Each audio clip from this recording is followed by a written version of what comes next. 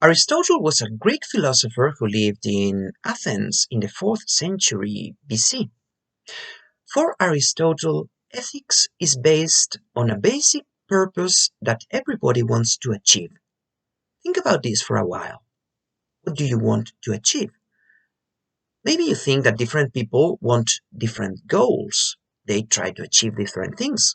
Some people want to be rich, other people want to be famous, other people want a good job, other people want to create a family. And it's okay.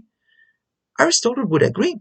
But then he would ask these people, why do you want that?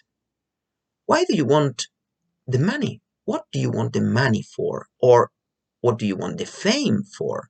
Or what do you want your family for? If someone wants to be rich, he wants the money to obtain something with it. It is not an end in itself. It is a means, an instrument to obtain something more. What do you want with the money?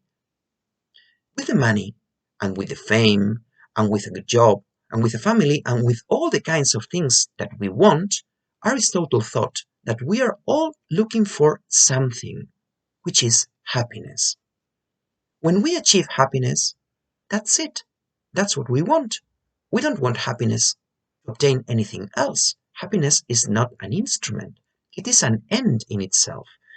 So Aristotle thought that though different people might want different things, in the long run, what we all want is the same, is to be happy. So the ethics of Aristotle is an ethics of happiness.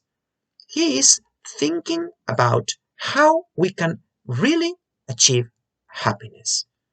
That's why the ethics of Aristotle is considered an ends-based ethics, because he thinks we have a purpose in our life, an end, an objective, which is the pursuit of happiness.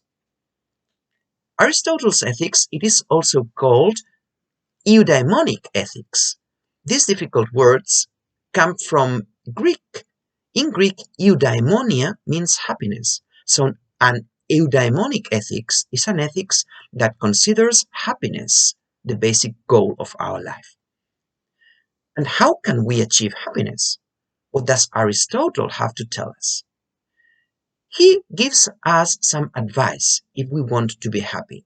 Because Aristotle thought that real happiness consists in becoming the kind of person you want to be. So he thought that it is important to consider slowly what kind of person you want to become in the future and to practice virtue in order to become this kind of person. He said, if you want to be happy, think about the person you want to become and then get used to practicing good habits, virtues, in order to become this kind of person. And what is virtue for Aristotle?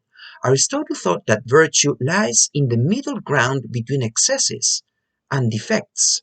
So, extremes are bad, the middle point is correct, is virtue. Aristotle's recipe for happiness is practice virtue, choose the middle point, think carefully with prudence the kind of person you want to be, and get used to practicing the kind of good habits that will get you closer to this important goal.